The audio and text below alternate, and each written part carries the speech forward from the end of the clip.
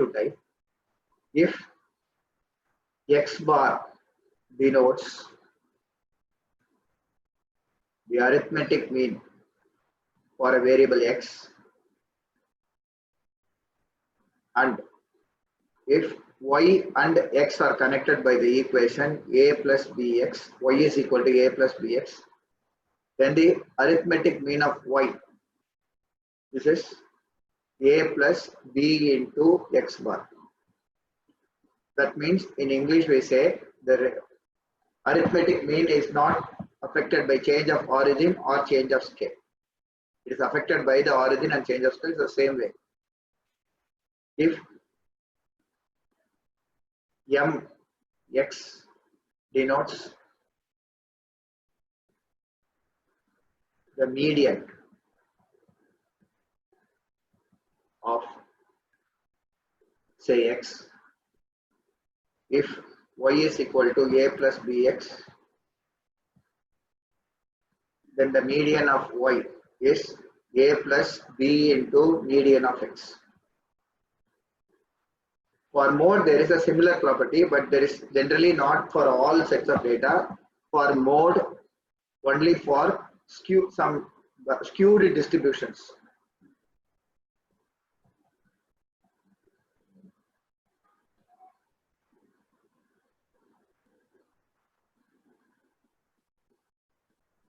We'll say x mode, y mode is equal to a plus b into x mode.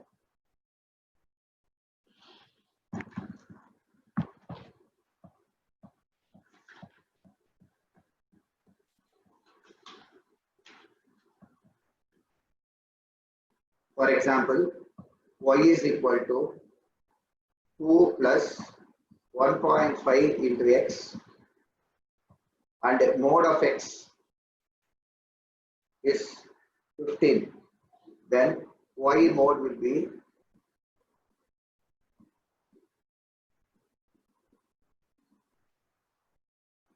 2 plus 1.5 into 15.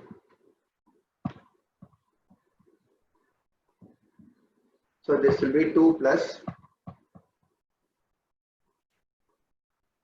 so 2 plus 15, 5 is 75. So 22.5, that is 24.5.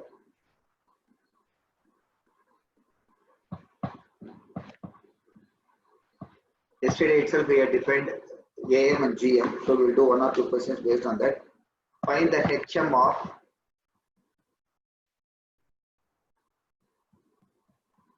4, 6, 10. So HM formula we know. This is n by sigma of 1 by xi. So you will get 1 by 3 by 1 by 4 plus 1 by 6 plus 1 by 10.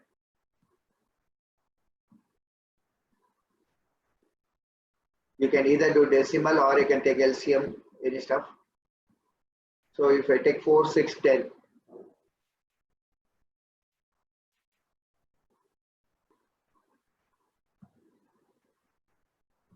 So if I take LCM as 60, nothing wrong. So 15 plus 10 plus 6. So this will be 3 into 60 by 31. So 180 by 31, whatever decimal value comes according to the answer choice.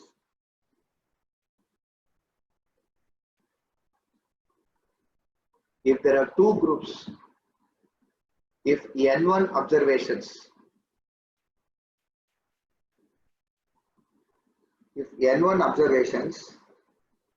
H1 is the arithmetic harmonic mean. For n2 observations,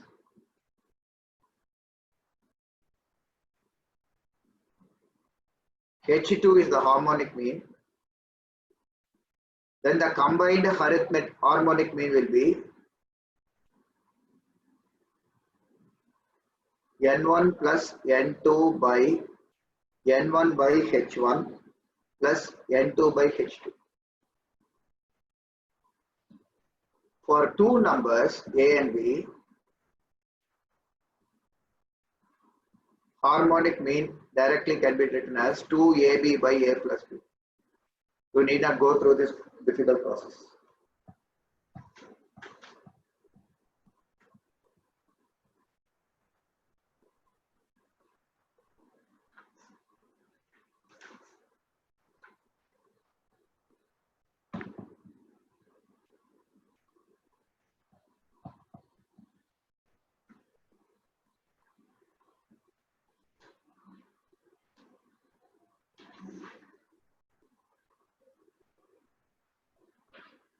Two variables x and y are given by the relation y is equal to 2x minus 3.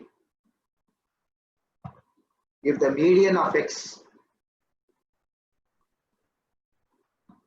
we'll write this notation, if the median of x is 20, what is the median of y? There are four choices. A is 20, B is 40, C choice is 37, D choice is 35.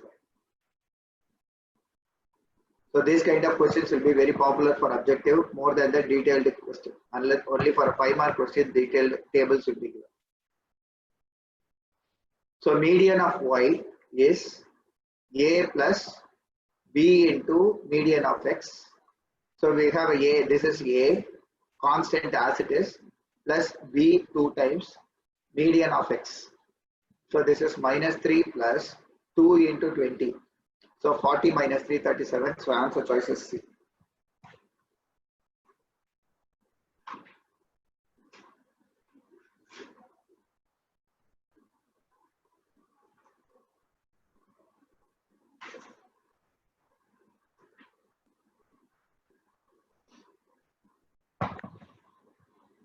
Suppose we have the relationship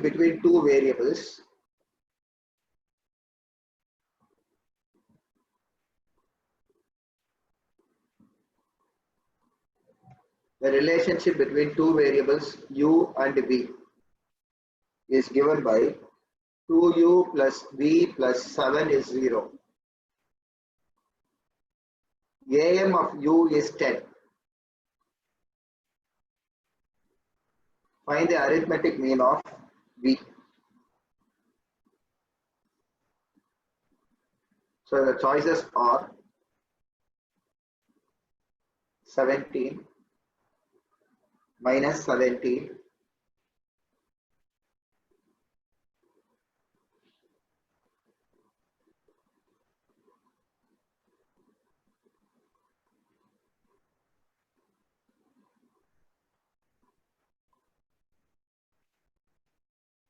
minus 27 and D is 27. So these are the choices. Of course, you can write V is equal to minus 7 minus 2U. So V arithmetic mean or V bar arithmetic mean of V is equal to minus 7 minus 2 into U bar. So this is minus 7 minus 2 times U bar is 10. So minus 7 minus 20 is minus 27.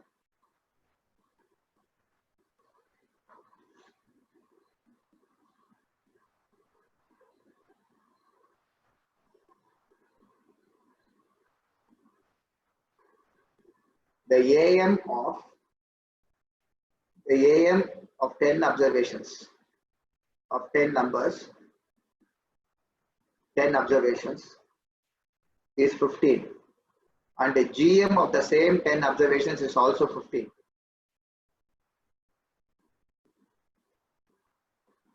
What can you say about the HM?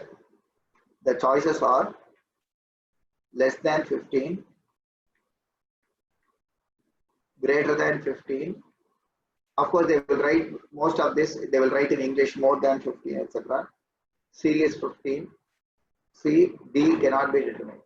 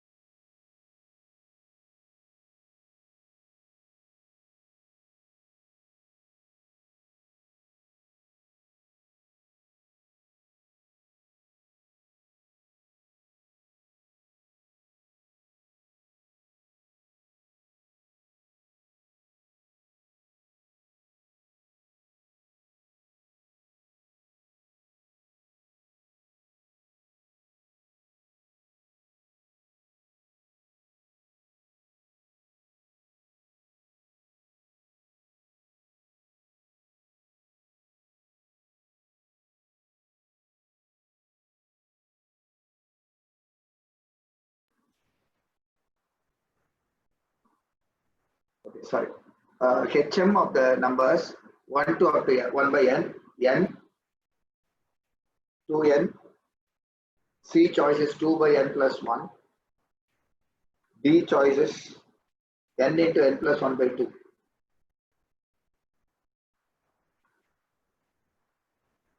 So HM, we know the formula, it is n by sigma of 1 by xi.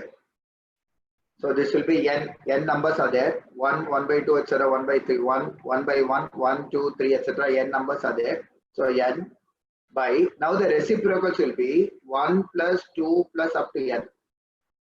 Here we know that the formula is n into n plus 1 by 2.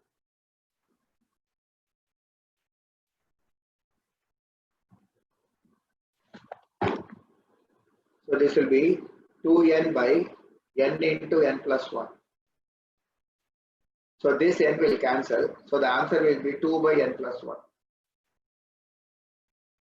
Of course, they can give some numbers here. Instead of n, they can give you 10, 15 something, and they can ask you this choice. So obviously the choice is C.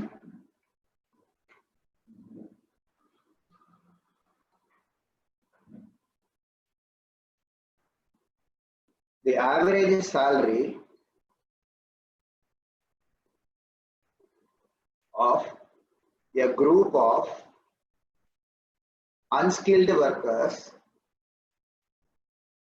is rupees 10,000.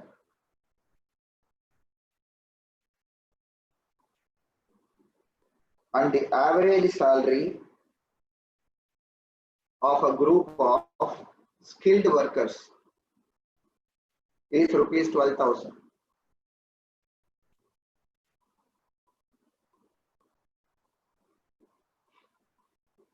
And the combined salary, combined average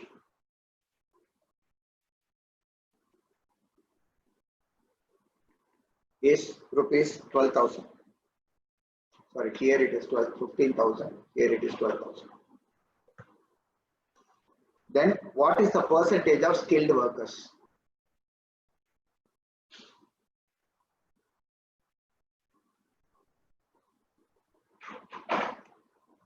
There are 4 choices. 40%, B is 50%,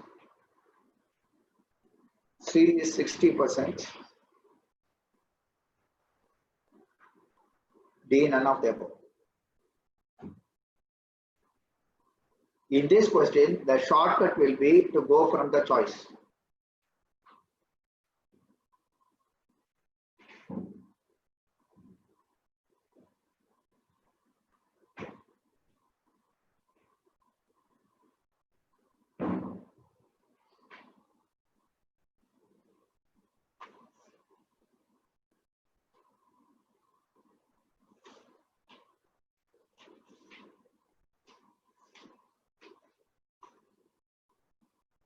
Generally, the formula for such problems will be combined arithmetic mean will be combined arithmetic mean of 2 different groups is n1 into x1 bar plus n2 into x2 bar by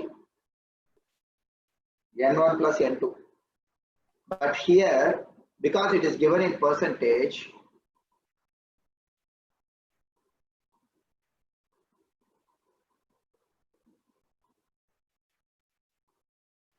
there are the possibilities are we can go with the choice and try.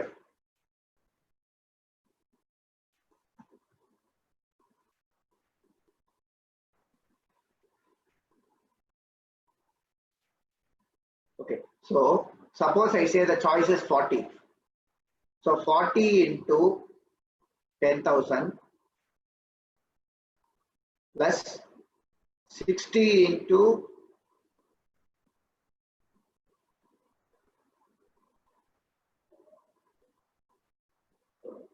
15,000 by 100. Just to see whether this works out to. So this will be, here you have a 100. So 2 zeros here cancel. So you can reduce the number. So it is 40,000 So 4,000 plus 90. So it is 13,000. Suppose you take the choice as B, 50%. So it is 50 into 10,000 plus 50 into 15,000 by 100. Of course, these two zeros will go. So you have 5,000 plus 7,500. So this is 12,500.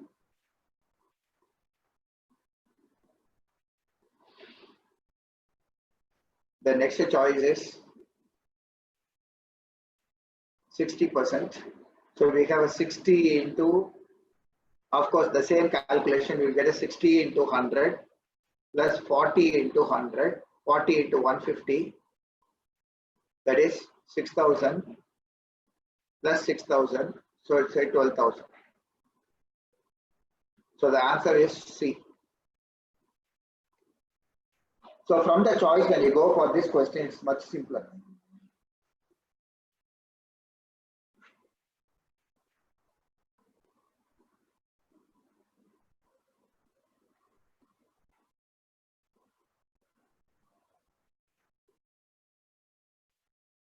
We'll check with that the normal way. N1 into, so we have two numbers, N1 into 10,000 plus N2 into, I think here we are confused. There is a small mistake in the calculation. We have taken the skilled workers is 15,000. So there's a first percentage of skilled workers is given. So we have to do that. So we'll go with that. So 40, this is the percentage of skilled workers. The average of the skilled workers is 15,000, not the other way. So it is 40 into 15,000, 40 into 150 plus 60 into 100. So this will be 6,000 plus 6,000, 12,000. So the answer is A. That's the only small mistake. I hope all of you understand. We have taken unskilled workers as N1. So it is the other way. So skilled workers average is 15,000, but they are asking the percentage of skilled workers. So you have to be very careful in this question because the order in the question is unskilled, skilled, whereas in the question it is skilled first. So we are not doing the usual way, we are going from the choice. So first choice itself is clicking here. So answer is here.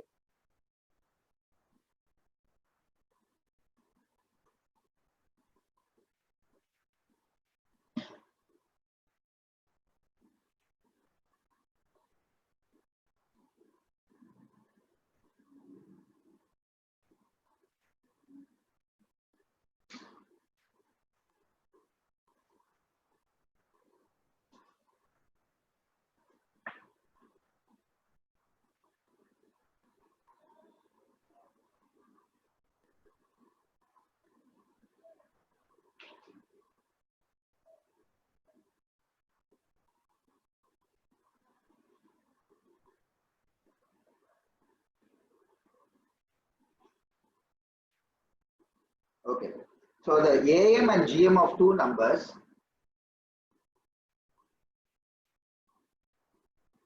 the AM and GM of two numbers are 6.5, 6 respectively. The two numbers are, the choices are A 6, 7, B is 9 and 4, C it is 10 and 3, D it is 8 and 5. In this question also, it is wise to go from the choice rather than working it out because we have to solve multiple equations in this case. We have two equations. The long method is this. We have a plus B by 2 is equal to 6.5.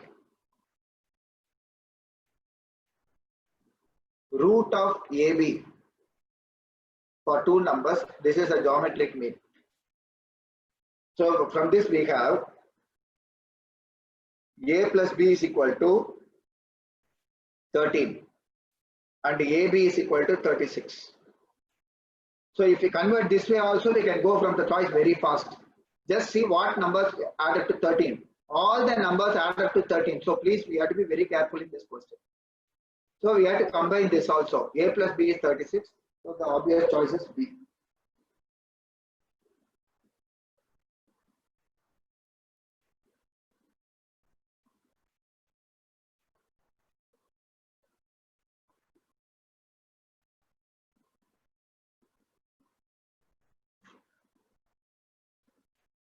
If the AM and HM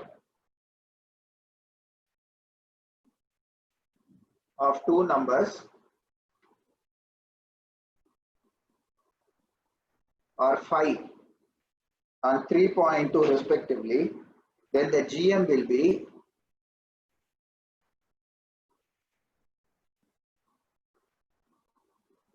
A,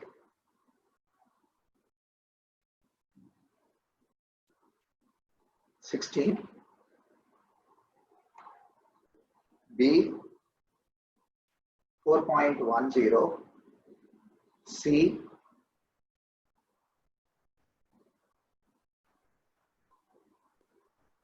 4.05, and D, it is 4.00.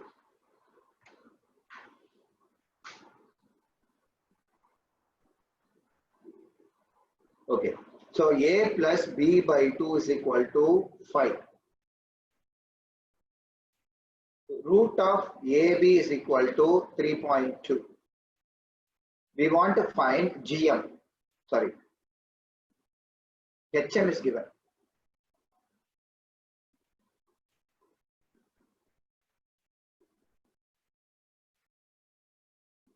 HM, this is AM. HM is given, that is 2AB by A plus B. This is equal to 3.2. Now what is GM? GM is obviously square root of AB.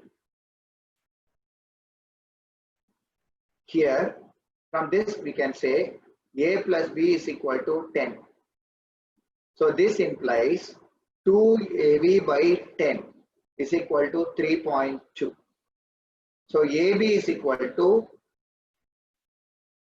either you can directly multiply and then divide, or we can divide and multiply, whatever.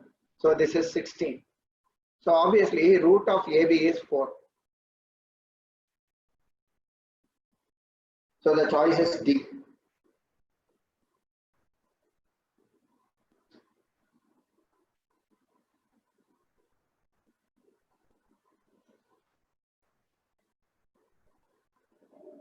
You have to note one important thing: the sum of the deviations sigma of xi minus x bar.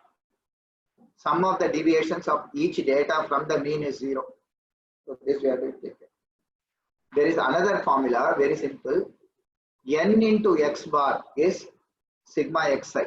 So the sum of all the observations is nothing but N into arithmetic.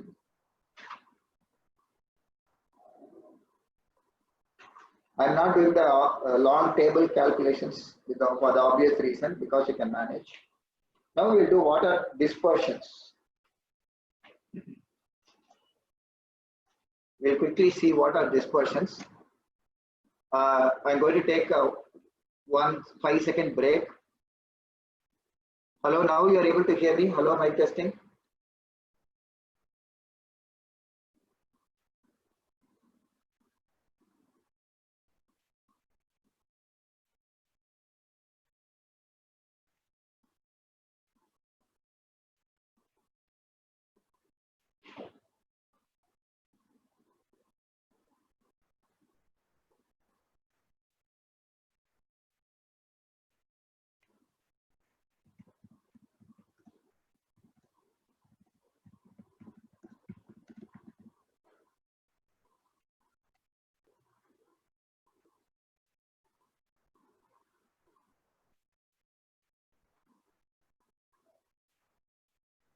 Up to this, any questions you can ask. So that now we can go to dispersions.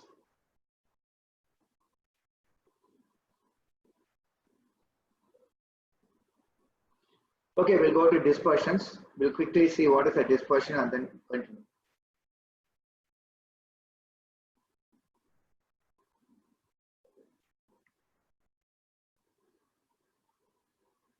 So statistics, lot of formulae are there. Unless we understand the theory, it is somewhat difficult to go to the.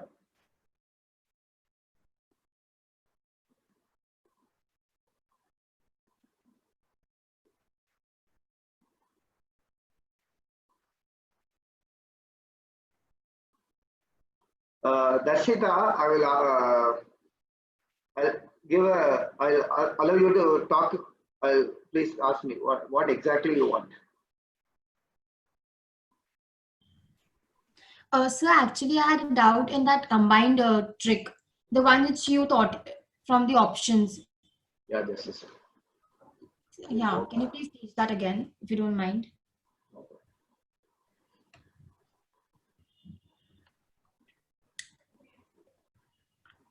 You're talking about the skilled worker, unskilled worker. Yeah, sir. This is the one. So the usual long method is we have to solve two equations for N1 and N2. We assume the number of skilled workers, but here you have to be very careful because even I fell into the trap. In the question, the order given is unskilled worker, skilled worker. But in the question, they have asked skilled worker. They didn't ask unskilled worker. Yes, sir. So it is not the same order. So you have to be very careful. What I have done is, because it is given 40%, I have taken the number of skilled workers as 40. So obviously 60 unskilled workers are there. So why didn't you took 60 as for skilled workers? Because they have asked 40, the question answer given is what is the percentage of the skilled workers? The answers given here are percentage of skilled workers. Okay. But in the question, the order they are given is average of the unskilled worker is 10,000 and the average salary of the skilled worker is 15,000. Okay. So I cannot take the other way. So 40% of the workers are skilled. That is what it means.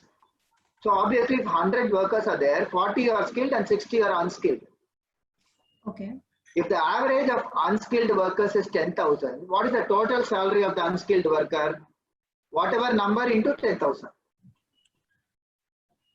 Okay. So what is the number of the unskilled worker? 60. So 40 into salary, average salary of the skilled worker, that is 15,000. This was a mistake I made originally.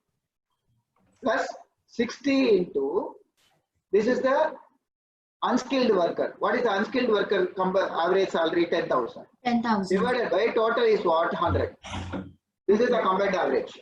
But every time we need not do this. This 100 is going to cancel here. So why waste time adding so many zeros? Mm-hmm. And this reduces the multiplication also. Okay. You can even see, go to another extent of simplification. 2 zeros are there in both. So you just multiply the numbers. It is 60 here. Again 2 zeros are there because 3 zeros are there. So it will become 60. Correct? 6 plus 6. So 60. So 120 into 100 is 12,000. So this is given 12,000 here, combined average. So that should be the answer. The long method is somewhat long, obviously. So N1 into 10,000. What is the skilled worker salary? 15,000 plus N2 into 10,000 by N1 plus N2. This is 40%. So this into 100, you understood what I'm saying? Percentage, how will you calculate? This is the combined average. This is 12,000. Yes, sir. From here, you have to solve two equations and then find N1, N2. And then you have to find the percentage. That means you have so many steps. Yes, sir. So I am avoiding all that from the choice because in the exam, what is important is the speed. And obviously because N1 percentage is given by 100 is going to neutralize everywhere, so it is not going to affect that. Okay, sir. I got this. Thank you so much. Okay. Now we go back to the PowerPoint for a quick review of dispersion measures. Because of the time short, I'm just rushing through. The long problems I'm not doing, table problems, which you can obviously manage with the formula given. What are the measures of dispersion? Is the amount of deviation of the data from the measures of central tendency.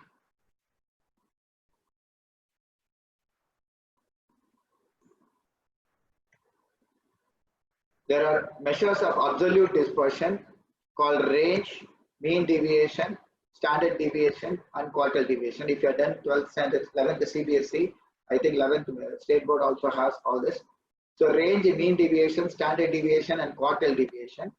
And there are measures of relative dispersion called coefficient of range, coefficient of mean deviation, coefficient of variation, coefficient of quartile deviation. Example, what I started one because I didn't want, yesterday many people felt very sleepy after all formulae. So today we are going to do problems, and then from the problems we go to formulae. So range is L minus L, L minus S, the extremes.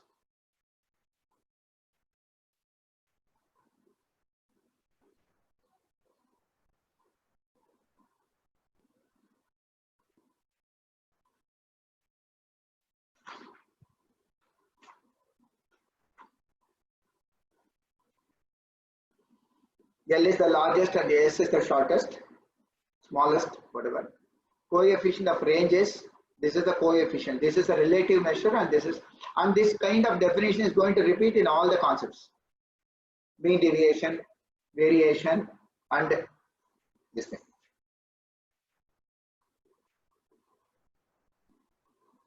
And what is very important in objective type questions is not the long table problems, but where the relationship between the data is given. For example, generally we ask only this kind of problems. If y is equal to a plus bx, if this value is given, what is this? That means if the range of this is given, what is the range of this? If the median standard deviation of this is given, what is the standard deviation of this? So these kind of questions are very important for foundation course. Generally for any objective type exam, this will be more concentrated rather than the table problems, because table problems need a lot of time to work out. So these kind of questions where the relationships are exploited, that kind of problems are very important. So first we have to concentrate on that. The range for it, if y is equal to a plus bx,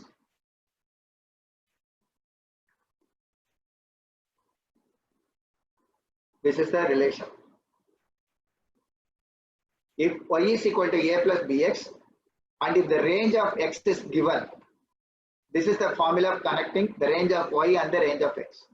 This a will not affect the range of y. In mean it was affected, now it is not affected.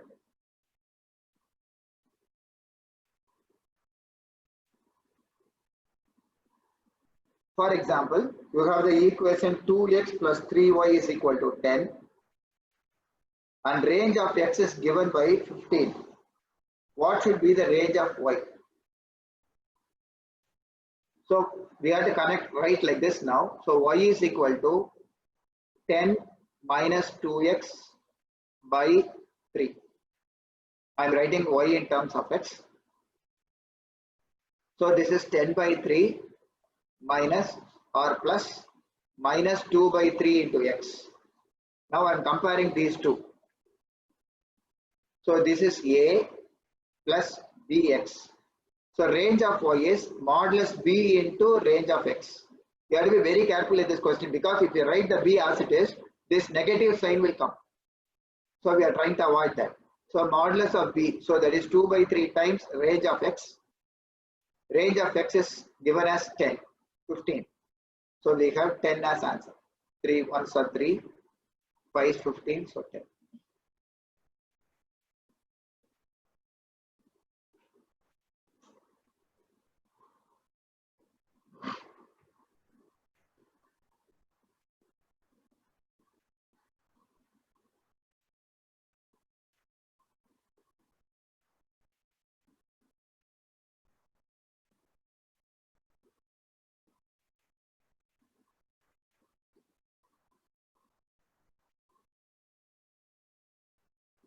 The mean deviation of a certain number of data will be mean deviation. This is for raw data, that is you don't have frequency or anything, only set of numbers are given. This is a very simple deviation. Deviation in general is average. What is the deviation? How far is the central tendency correct? For example, if I say the average of Virat Kohli's score for last 15 test matches is 52. Does it mean he scores 52 every time? Or how consistent is he? He scores around 52 every time? No, many times he scores just 200. In another test match he scored 150. In another test match he scored 200. That's all. After the 2, 3, 4, etc. Example. Is it like this? Or consistently he scored 62, 52, 45, 44, around 52 every time. So this tells you how consistent is your data. If the data has lot of extremes, that will be reflected in this measure. So if the difference is very high, obviously the data is very inconsistent, or you cannot say that player is consistent. For example, Neymar is scoring average number of goals in his whole career is 7. Example. I'm not sure. That does that mean every time he scores 7 goals? May not be true. Maybe for a very minor opponent he scores 25 goals in one match, and the other good opponents he scores only 2 or 3. Sometimes he doesn't score. So is the data consisting of lot of extremes, or it is consistent? It is around a particular number. That so all the dispersion measures are concentrated towards that. How reliable is the average? How reliable is the standard deviation? How reliable is the quartile deviation? So this question is we are trying to answer that using these measures.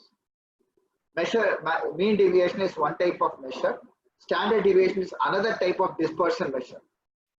Depending on the accuracy we want, we take. If frequencies are given, then we say this is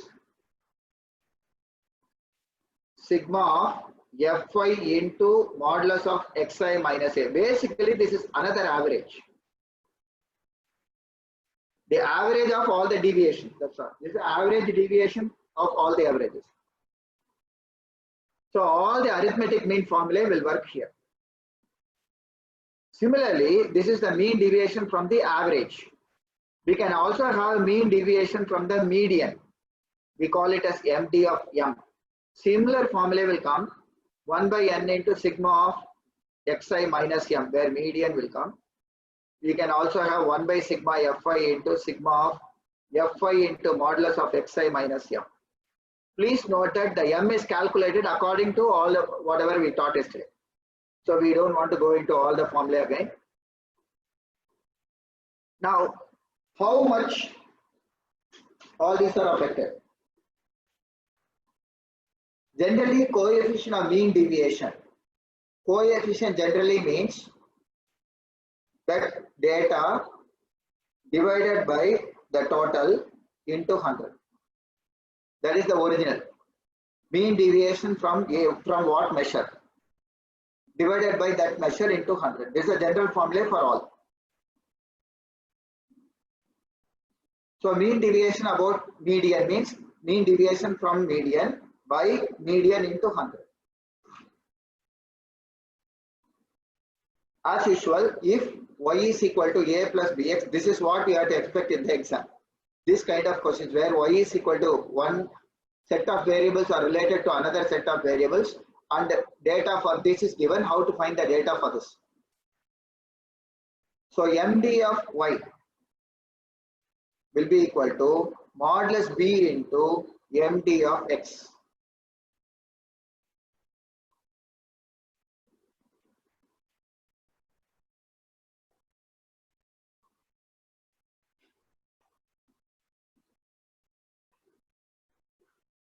Whether it is deviation over the mean, median, whatever.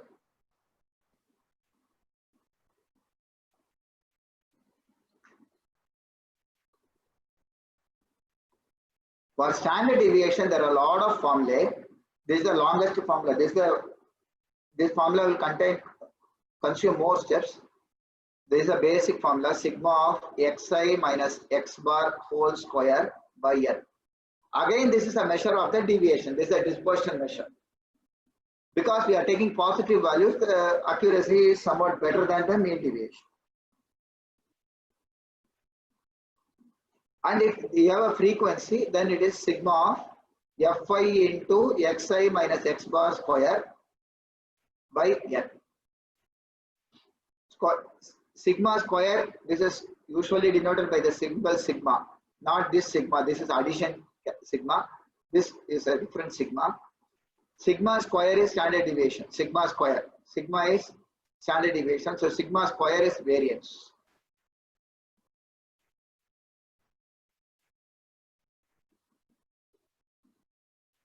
And for this, a corresponding coefficient formula will be standard deviation by into 100. This is a different kind of formula. Here we had a different coefficient. Here we are having a different coefficient. Coefficient of variation is generally defined for two groups of data.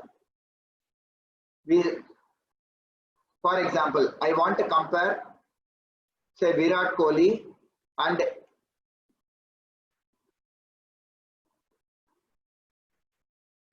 Ajinkya Rahane. I want to see who is more consistent. So whichever coefficient of variation is more, sigma by x bar into 100. We calculate that for each person. Sigma by y bar into sigma y by y bar into 100. So whichever is less, that is more stable. Whichever is more, that is less stable.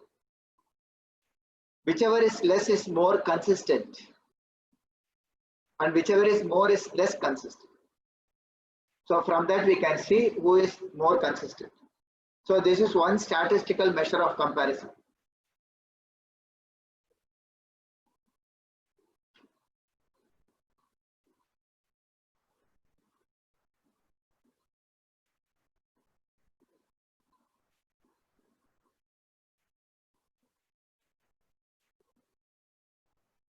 But in very big sums, it is better to use a shortcut for standard deviation. Sigma is equal to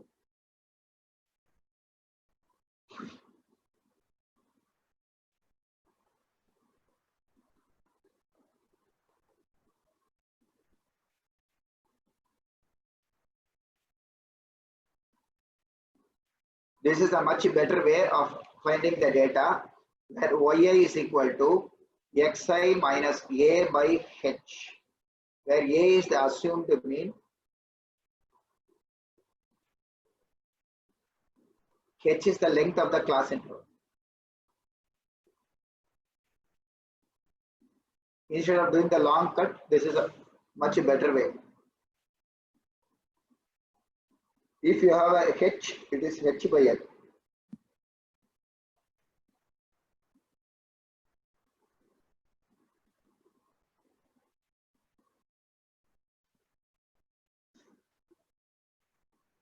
If I take di as xi minus a, then this h will not come.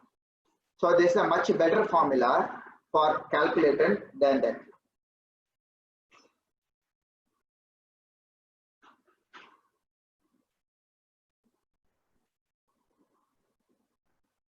Of course, if these kind of problems again are very important, if y is equal to a plus bx, the standard deviation of y is modulus b into standard deviation of x.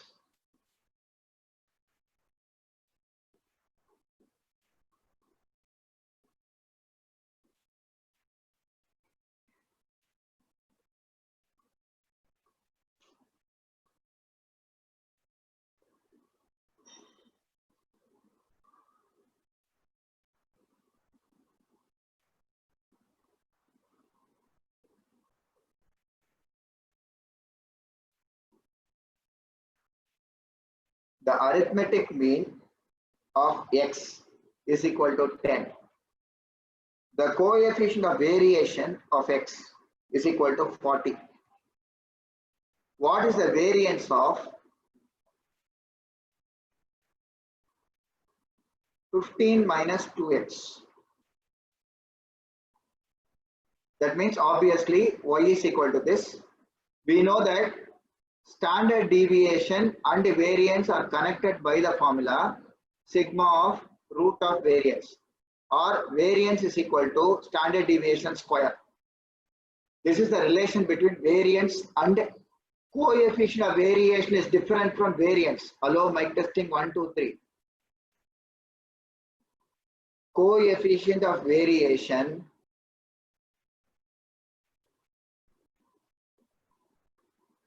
is not the same as variance. Coefficient of variation is for two sets of data. Virat Kohli score, Ajinkya Rahane. Tata's production, Birla's production. Like that, two comparable sets of data. We should not compare two unrelated things. We should not compare height and something else. We should not compare height and salary. So we should compare comparable quantities. Provided that base is done, coefficient of variation is between two sets of data. Variance is for a single set of data. So this you must remember. So coefficient of variation is different. Variance is different.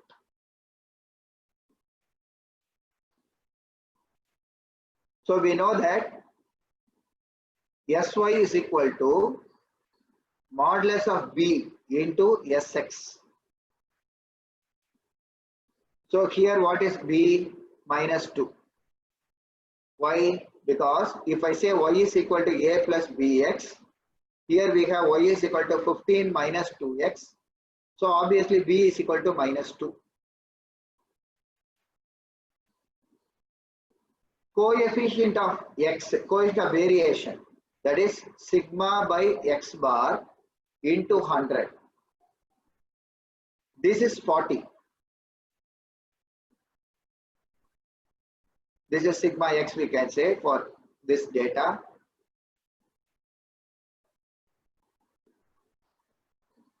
So sigma x by 10 into 100 is equal to 40. So obviously we have sigma x is equal to 4. So what is sigma y? 2 into 4. So this is 8. So what is the variance of y? Square of this. So 60, 64.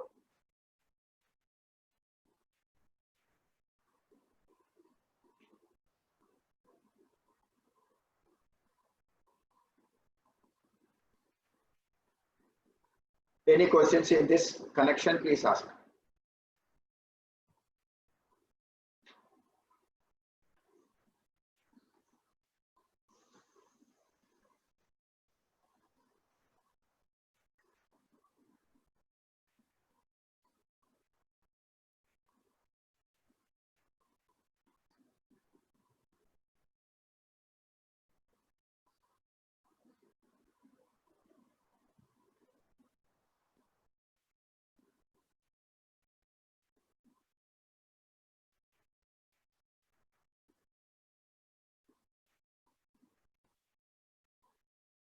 If I have the coefficient of variation formula is sigma. Sigma is the standard deviation of that data by arithmetic mean of that set of data into 100. This is the coefficient of variation. Coefficient of variation is not the same as variance.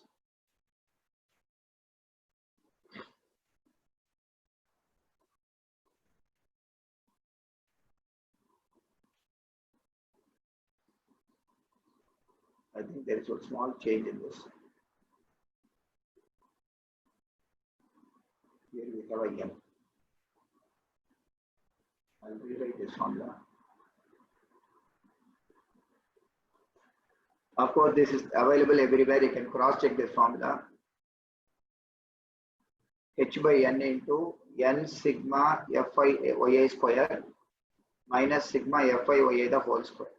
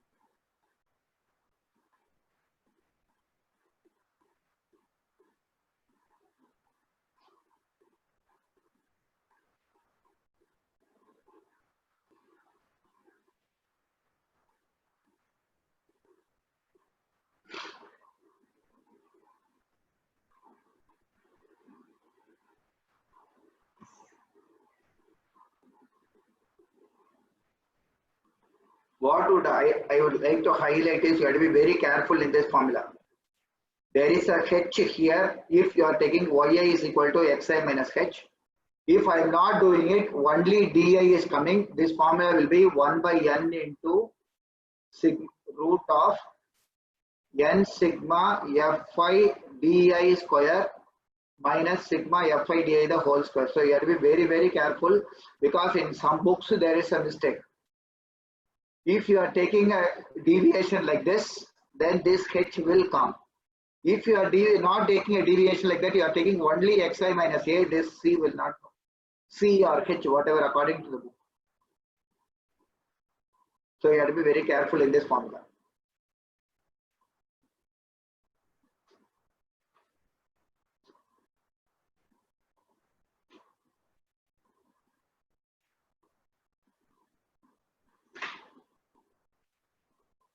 There is a long formula for a set of group concept. Suppose you have n1 observations. This arithmetic mean, you have number of observations. I'll write here number, 2 sets of observations, number, arithmetic mean, and standard deviation. N1 numbers are there. Arithmetic mean is x1 bar, and the standard deviation is s1. You have another n2 observations.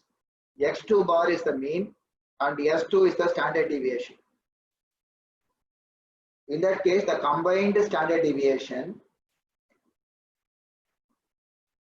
is equal to square root of n1 S1 square plus n2 S2 square plus n1 D1 square plus n2 d2 square by n1 plus n2.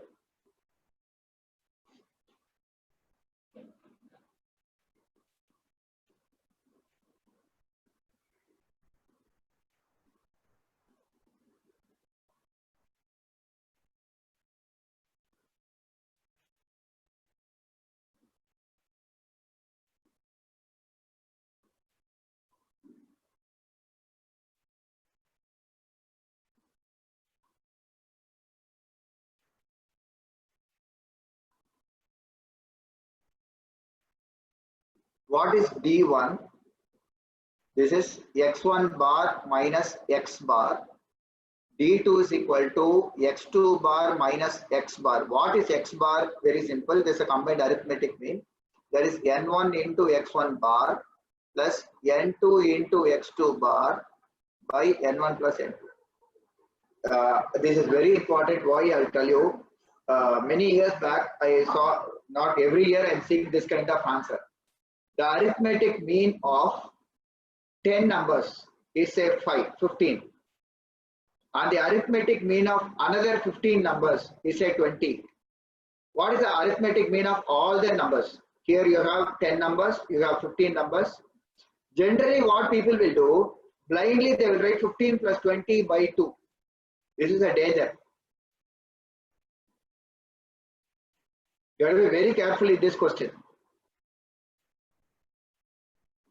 So it is 10 into 15 plus 15 into 20 by 10 plus 15. You have to be very, very careful. If the number of observations is same, then you can write by 2. There is a aeroplane question. For example, an aeroplane travels at 1500 kilometers per hour, say for a journey of upward journey. For an upward journey, for some journey, upward and return, and returns at 2000 kilometers per hour, what is the average speed? This is 1500 plus 2000 by 2. But suppose the forward journey is say 100 kilometers, 1500 kilometers per hour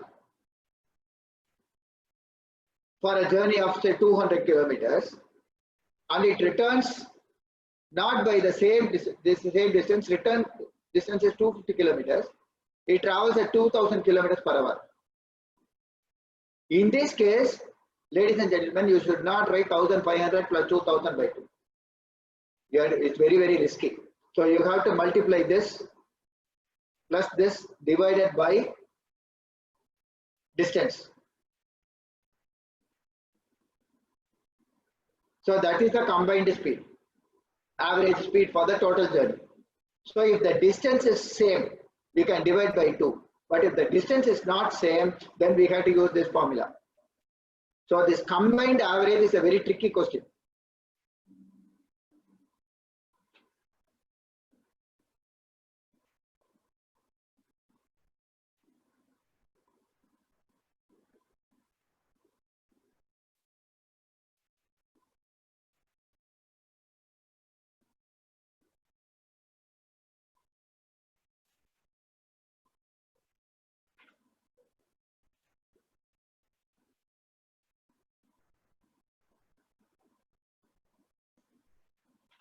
So we are going to do problems like this.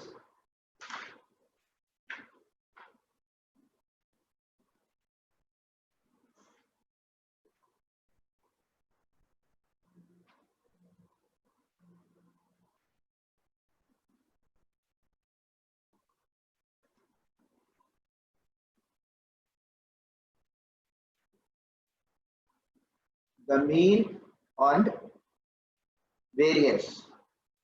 The mean and the variance of 5 observations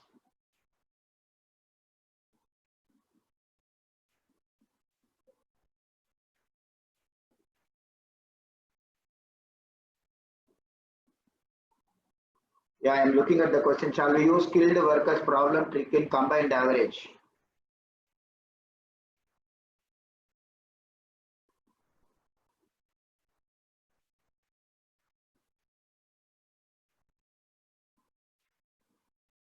Yes, I think so. But I'll check this and tell you next class. I think it is possible. We can do the trick here also, but we'll verify. I think so.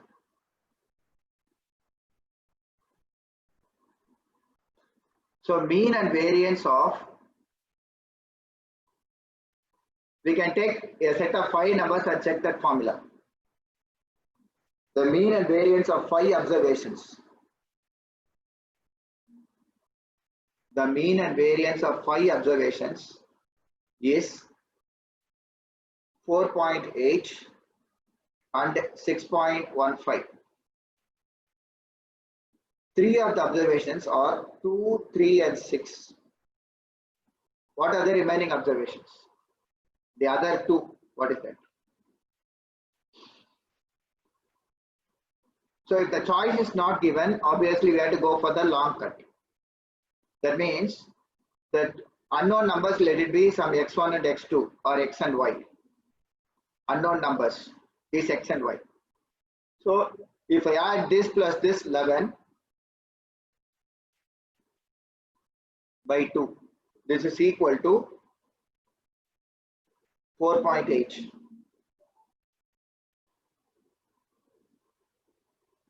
Multiply and then bring 9.6 minus 11. This is minus 1.4.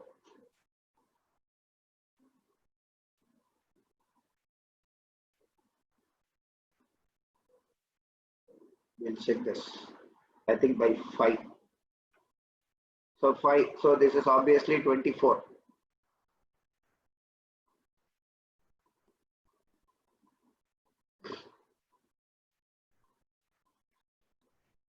So this is 24 minus 11. So this is 13. Variance of 5 observations.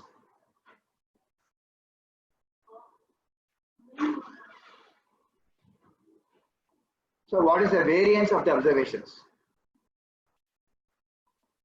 For 5. So the formula will be 1 by n into n sigma x square minus sigma x the whole square. This is equal to 6.15.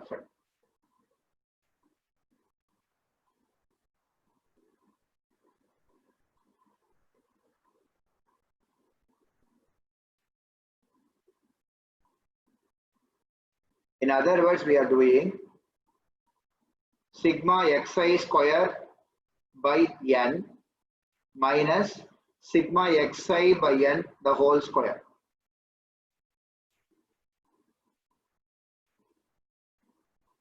This is variance. We can use this form as this form. So 1 by 25. So 5 times sigma xi square minus sigma x. This is what is sigma x? Sum of all the numbers. So because we do not know two numbers, we can avoid this formula and use this formula. Sigma x square by 5 minus 4.8 square. This is equal to 6.15. So sigma x square is 4 plus 9 plus 4 plus 9 plus 36. Three number squares we know. The other two numbers we do not know. X square plus y square by 5. This is equal to 6.15 plus 4.8 square.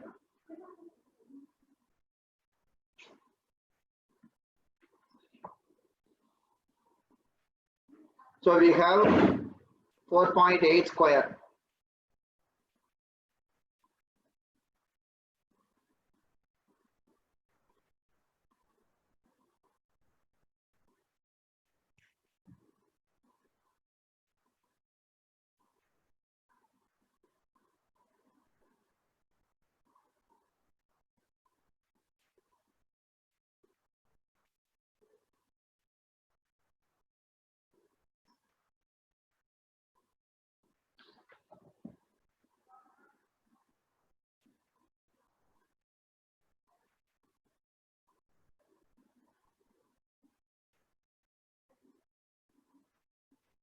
So 23.04. So this is 6.15 plus 23.04.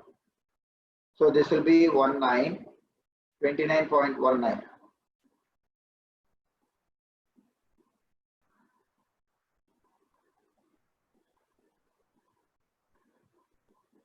So this is 1349 plus x square plus y square. This is equal to 29.19 into 5.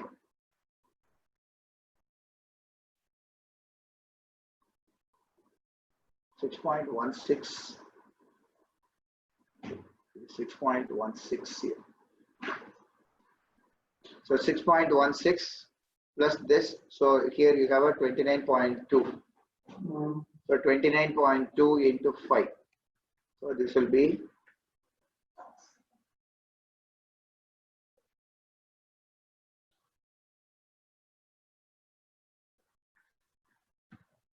so x square plus y square is equal to 146 minus 49. So you have 146 minus 49.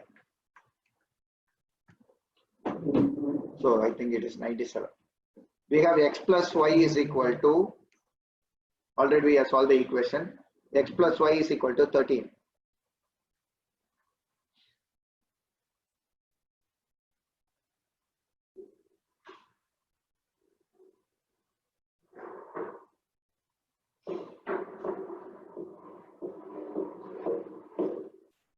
So from this we can write y is equal to 13 minus x.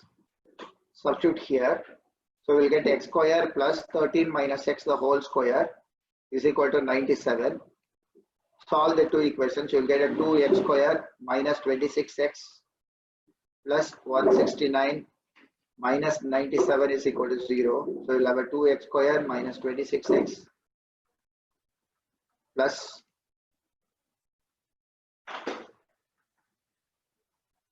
so we'll have a x square minus 13x plus 36 is equal to 0. So we have x minus 9 into x minus 4 is equal to 0. So obviously if x is 9, the other number is y is equal to 4. So the numbers are 9 and 4.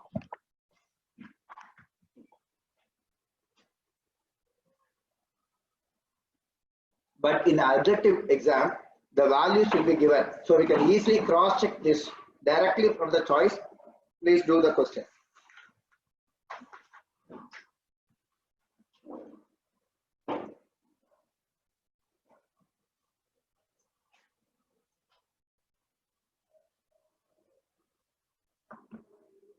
think just for relaxation, we'll stop this and go to seating arrangement for some time.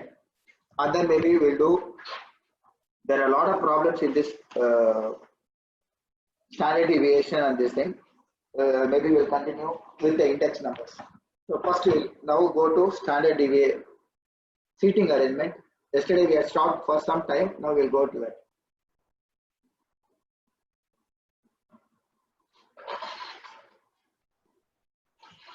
Any questions you can post in the chat. I'm going to the next concept now, seating arrangement.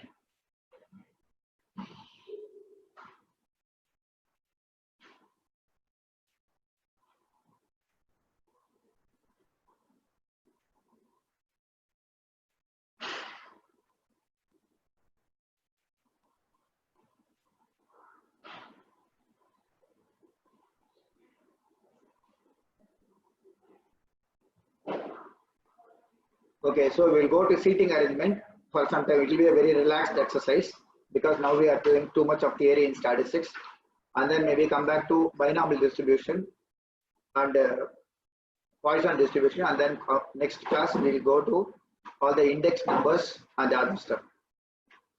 Too much of statistics, I think, makes people sleep. So we'll go to that.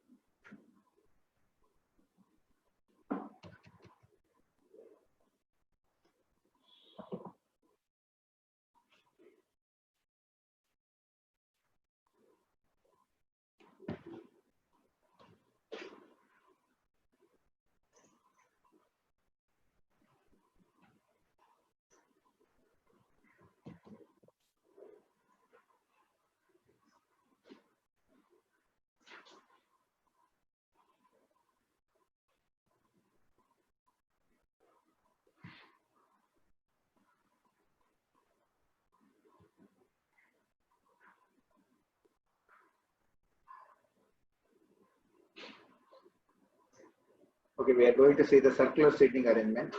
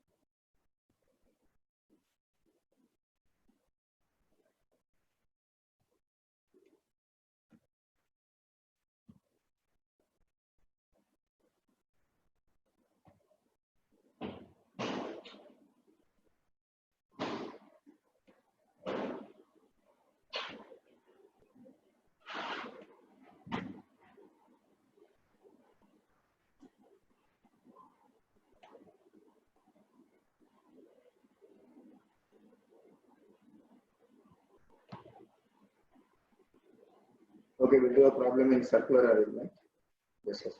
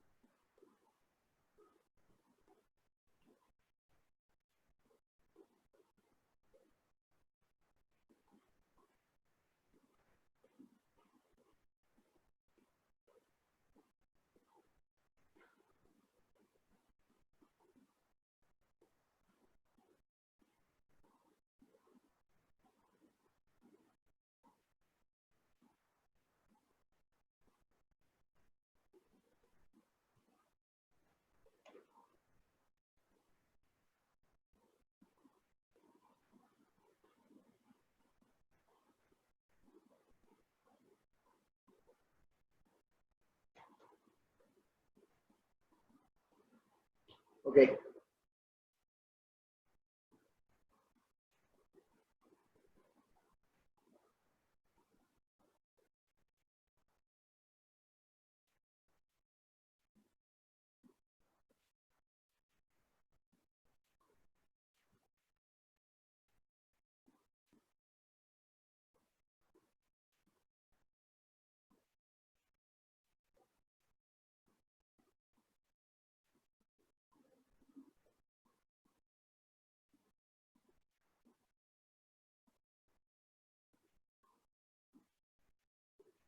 Okay, we're going to do a circular arrangement problem.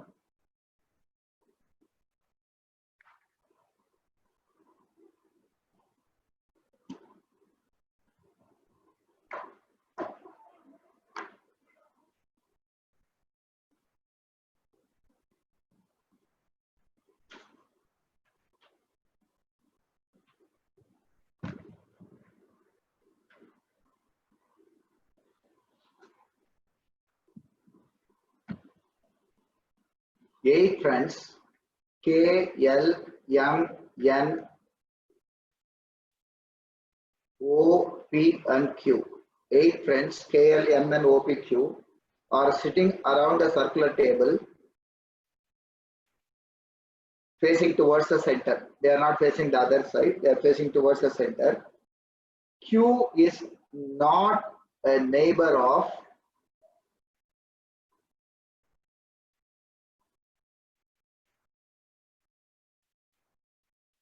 N and M. Whenever we say neighbor, that means they are between. Please don't write N, M, Q. When we say neighbor, that means N, Q, M or M, Q, N according to the condition. So neighbor means between. Neighbor means between the two. Neighbor of two people means between the two. The person is seated between the two. So Q is not a neighbor of N and M.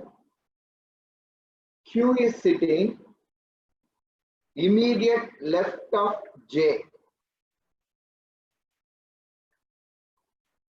Q is sitting immediate left of J. Immediate left of J. P is the neighbor of N. That means he can sit either left or right. O is the immediate right.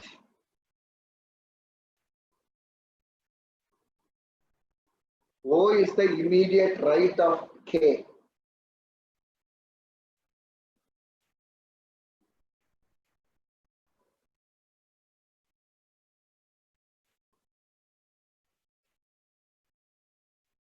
O is the immediate right of K. L is sitting between N and O. So once again, we'll go through the question. There are 8 people seated in a round table facing towards the center. Q is not a neighbor of N and M. P is the neighbor of M.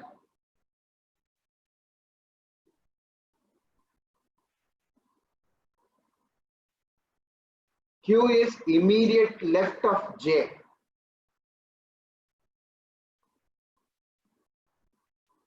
And L is sitting between N and O. So first, wherever Q is sitting, Q is immediate left of J. So J has to come here. Q is not a neighbor of N and M. So N cannot come here.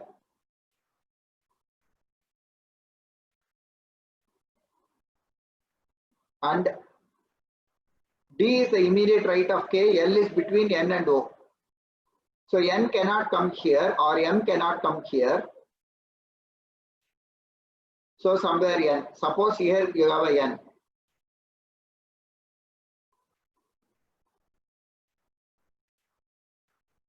P is the neighbor of N. So P is the neighbor of N. And D is immediate right of K. L is between N and O. So N and O, L. So O cannot be here. L cannot come here. So N, L, O. L is between N and O.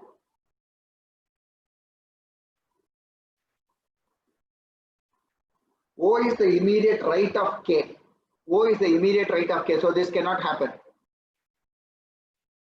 O is the immediate right of K. So K. From K, immediate right is O.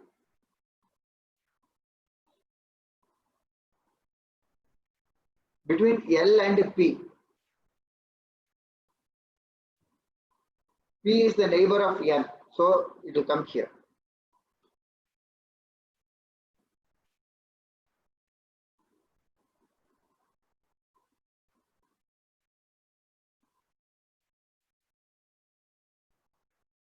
L is sitting between N and O. So that is also correct. O is the immediate right of K. So that is also satisfied. So who else we have not filled up? K is done. L. M is balanced. So M comes somewhere here.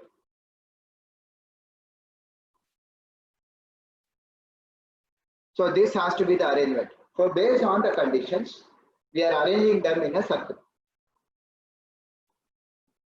And for those who have not attended the class yesterday, we will see how a linear arrangement is done.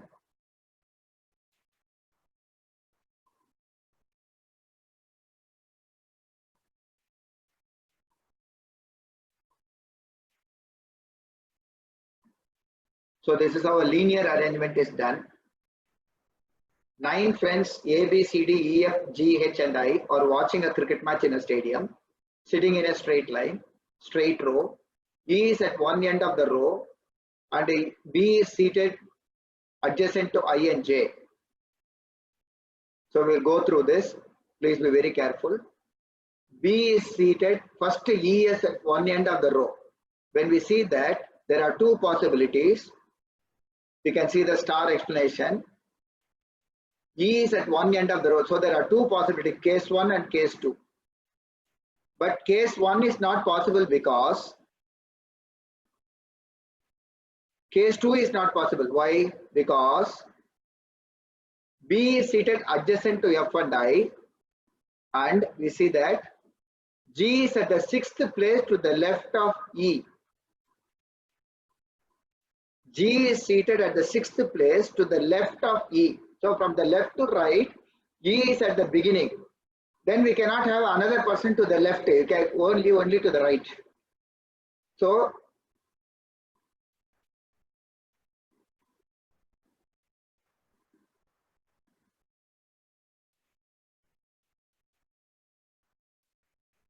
I think so after the class, I think we can share it.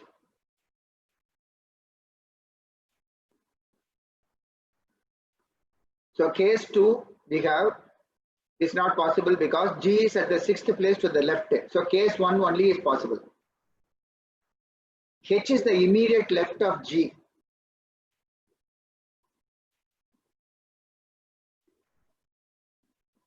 H is to the immediate left of G. H is to the immediate left of G. So H comes there. That is equation 1, you can see. It is given that C is to the immediate right of D. So I am taking only these 4 places. C is to the immediate right of D. So if I have like this, it has to be like this. Where is A? And at the 4th place to the right of A. D is to the immediate right of C is to the immediate right of D, and at the 4th place to the right of A. I think now you can understand this place. It is given that F is to the immediate right of C. So we have like this. So finally combine everything, we have this seating arrangement. But the interesting question for this question will be, if they were arranged in an alphabetical order, which places remain the same or which have a change? So this kind of questions will be very popular in seating arrangement. So this is the alphabetical arrangement of the numbers. So who will come in the same place? This arrangement also. So A and D and F.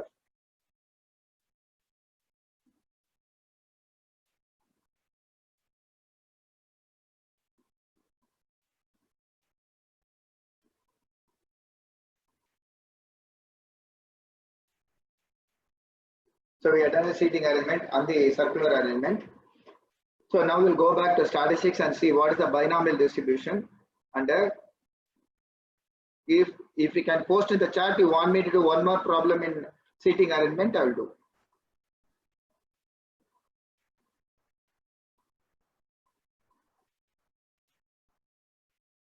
Anyone interested in one more problem in seating arrangement, we'll do that, or we can go to binomial distribution and Poisson distribution.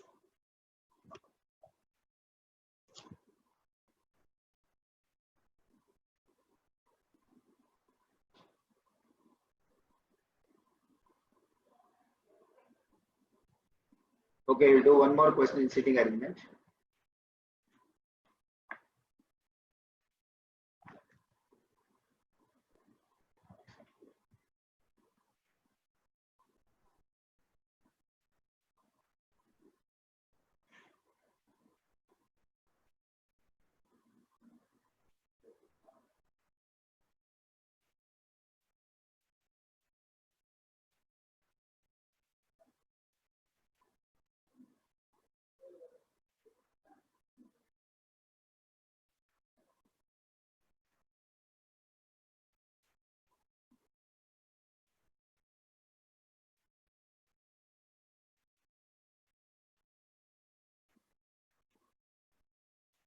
We have 9 girls, A, B, C, D, E, F, G, H, and I.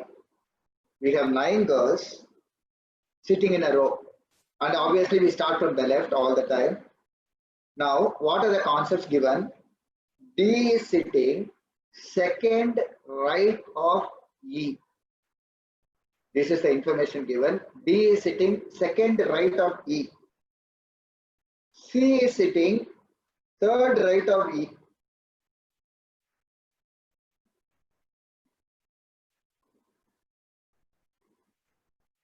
B is sitting at one end of the row.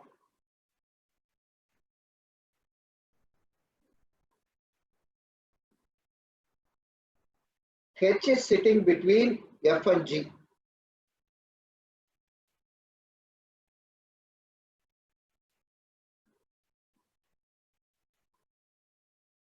B is sitting third to the right of F.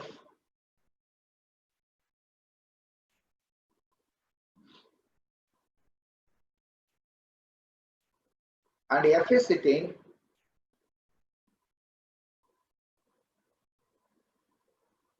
you want circular seating or now I am doing straight line seating?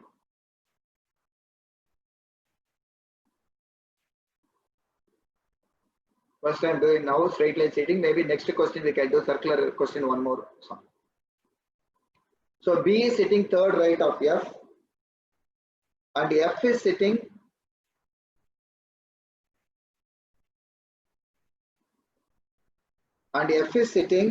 immediate right of A.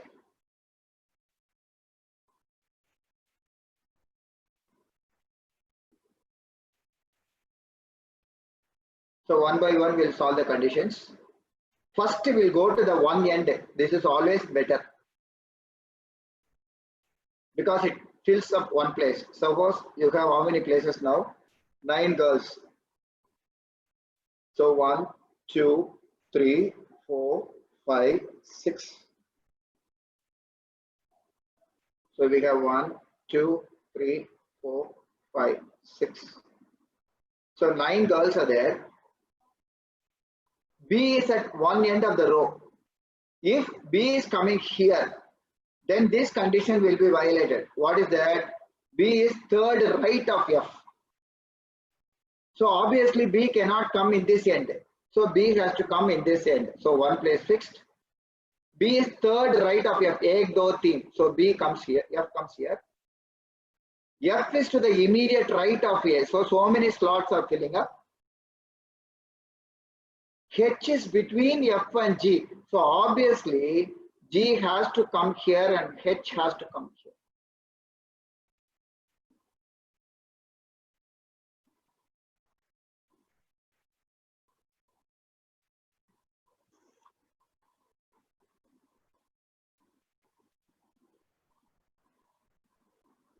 Now C is third right of E.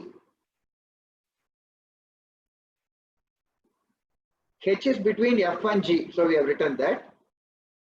C is third right of E and D is second right of E. So if E comes here, this is not possible. Why? Because if E comes here, C has to be in the third right of E. So that is not possible. So can E come here? If E comes here, C has to come here.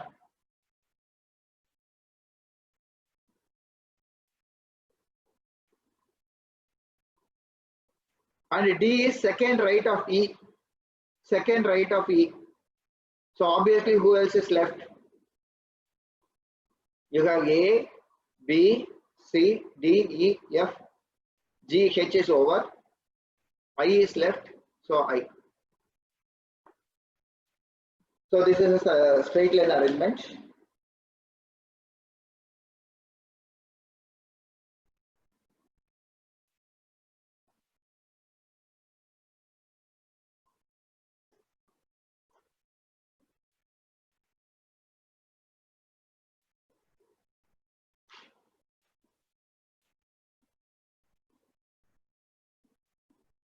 We have to check this, see whether we are right.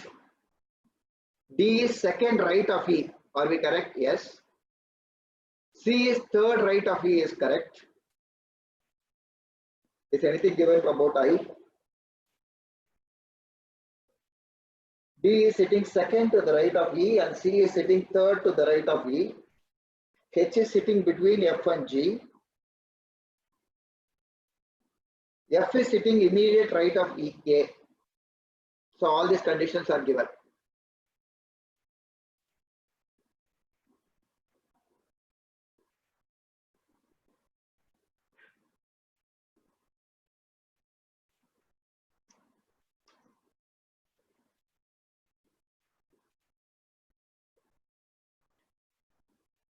Can we interchange these two? Is the next question.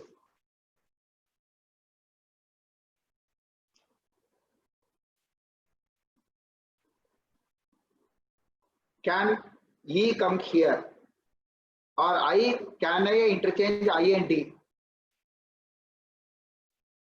You cannot have, because D is second to the right of E. Second to the right of E is wrong because this is first to the right of E.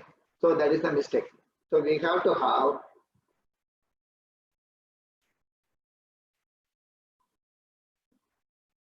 when we say second to the right, we don't count that place. So we have I here and D here. This is first, second, third. With that calculation, D is second to the right of E. So this is the seating arrangement. This is a straight line seating arrangement. Now we'll do one circular question.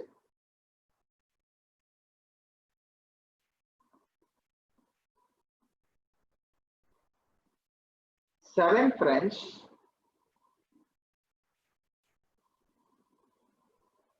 P, U, V, X, Y and Z. GMAT, all these exams will have this kind of questions. It's a very, very logical question and it's a very famous question, type of question. T, U, V, W, X, Y, Z, seven friends are seated around a circular table facing towards the center. Z is second to the left of W.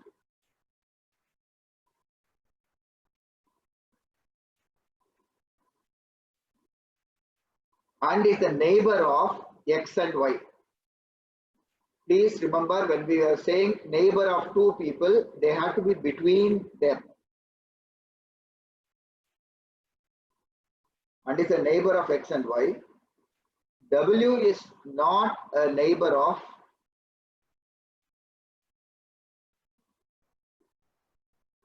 W is not a neighbor of V or X.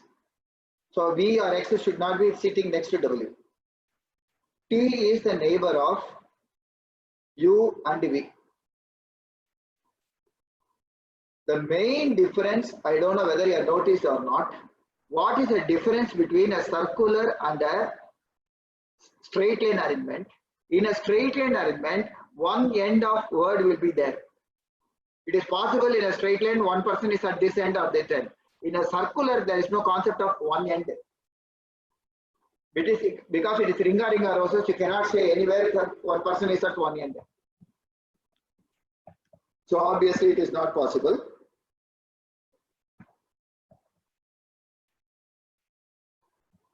So okay, somewhere we start with somebody, say Z. Z is second to the left of W. Second to the left of W. So W is to the right of Z.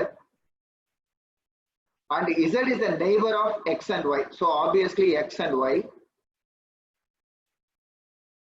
W is not a neighbor of V or X. So W cannot be sitting next to X or Y cannot come here. So you have a U, V and a T. 7. You can of course space them out.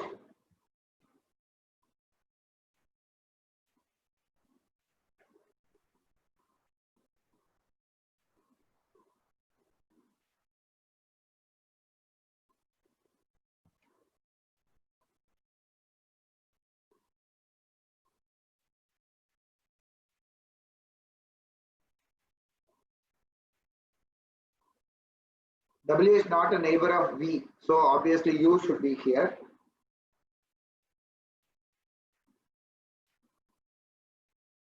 So this is the arrangement. Of course, you can arrange them properly. So this is circular arrangement. Now we'll go back to distributions. Distributions are part of probability. We took a break there and came back. So today I think it's possible to finish binomial distribution. And next week our aim is to do index numbers and the remaining distributions. So too much of statistics many people find boring. So we are going to split and combine. In between we can insert some other concept. Any doubts you can ask in the chat now. Before going to the next section, if you have any questions, you can ask in the chat. Any doubts in the seating arrangement, you can ask. In this question, if there is a mistake also, you can point out.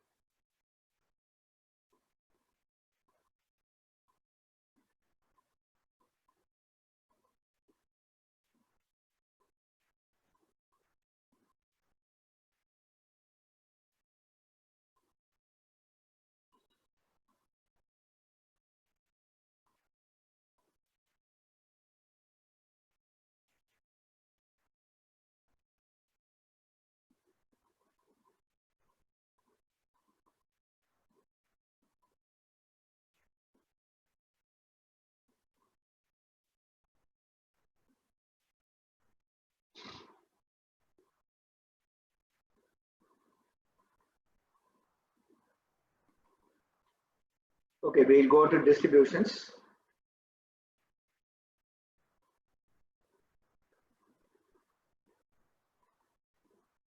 What is the difference between a binomial distribution and dispersion?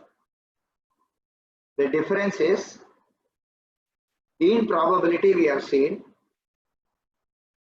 the words are given in English. That was the last concept in probability we did. If the events are given in English, we do in a certain track. But now we are going to say n is the number of times a particular event occurs. Or we say count some number, particular event occurs.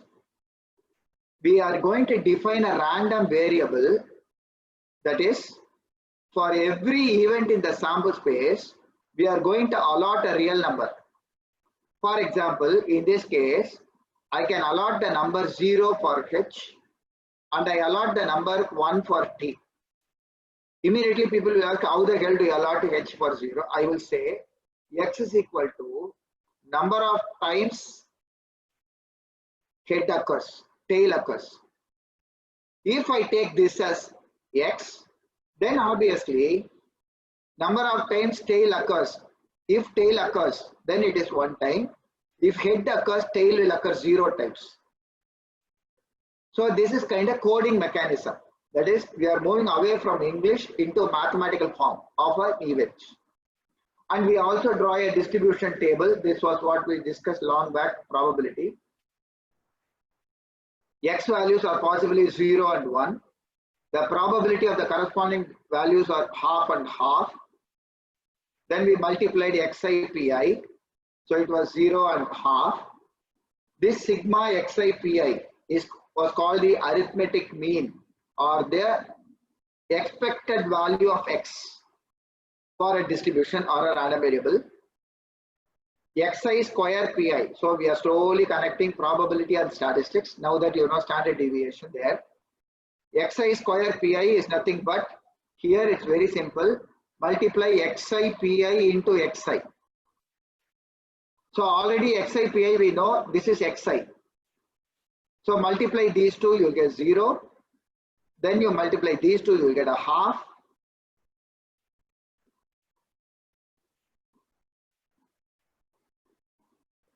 So E of x square is sigma xi square pi. This is the expected value of a random variable x square. Sigma xi square pi. This is half. Variance of x is E of x square minus E of x the whole square. So this is E of x is this is half. E of x square is 1 by 2 minus 1 by 4, again 1 by 4. Root of variance is standard deviation. So it is 1 by 2. So these are the simple concepts. But x need not be every time.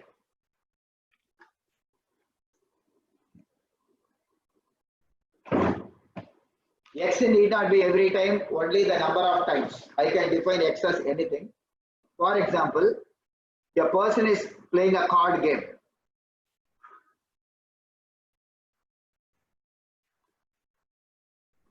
Or a dice game. we'll say like this. If he gets a 6,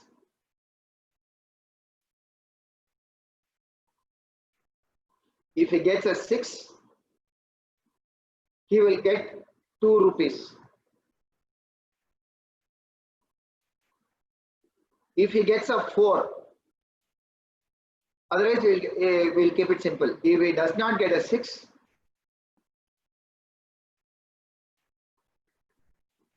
he will lose 1 rupee.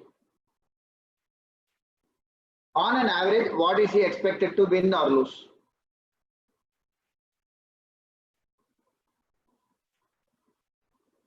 So now, because the question is find the expected amount, the event is not the dice, what number comes, what is the amount he will get, expected amount.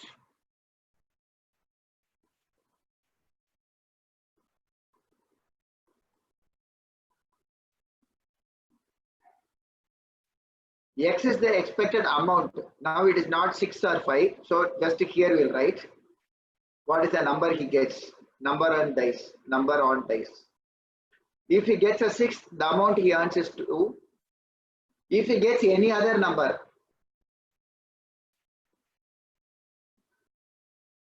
he will get -1. Now what is the probability of getting a 6? 1 by 6. What is the probability of getting any other number? 5 by 6. So XIPI will be 2 by 6 minus 5 by 6. So actually there is a moral story in this, or a logical story. Blind gambling may not expect to give what is the expected amount, you are always expected to lose. That is the moral conveyed by this question. So sigma XIPI is -3 by 6 or a -1 by 2. So he is expected to lose 0.5 rupees. But if the stakes are very high, 2 rupees is very supper game. Generally we go for large amount in betting. So then it's a risk. So the moral conveyed is, if there is a random guessing involved in the logical games, I am not talking, if there is a random guessing involved, blind gambling, you are expected to lose more than you are expected to win. And of course this is called a distribution. This is the basis of distribution. So X is a random variable and it assumes some values. It can assume some values. What is the probability that X will assume a particular value? Will assume a particular value. This is called a distribution. So from probability, now we are shifting to distribution. Dispersion is from the average, what is the difference? That is dispersion. So in a binomial distribution, where a particular event is done a repeated number of times, a particular experiment, a particular random experiment is repeated a finite number of times. That finite may be 1 million, 100, 5, anything. Is repeated a number of times or a finite number of times. In each one trial, one time you do it, or every time you do it is called a trial. Every time you conduct the experiment, it is called a trial. So n is the number of trials. How many times you do it? This is n. Out of n times, I want a particular event to happen, say x number of times. Then the formula is NCR P power R Q power n minus R, where R is the number of times you want, what is the probability it can happen. R is less than or equal to n. For example, 5 times I throw a coin.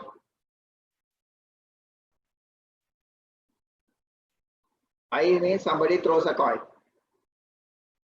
2 times you want the probability of 2 times head. Now P of x is equal to 2. 5 times you are throwing. Out of 5, any 2 times you can get a head. For getting one head, probability is 1 by 2, 2 times you want. That means the remaining 3 times you have a head, have a tail. So this is the formula. So 5C2 shortcut I told you already is 5 into 4 by 1 into 2. Totally it is half power 5. So this is 4 8s are 32. So it is 5 by 60. This is called the binomial distribution. So we'll stop here. Our next class will continue. The next class plan will be index numbers and distribution. I hope many people will attend those classes and benefit.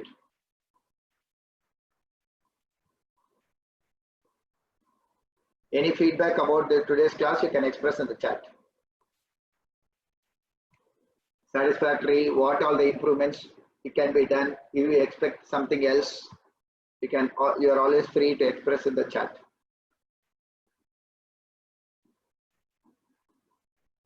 Any improvements to be made? What are the negatives you can point out?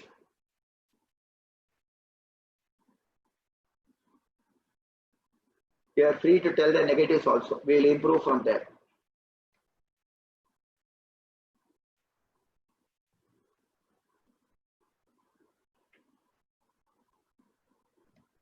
Okay, thank you.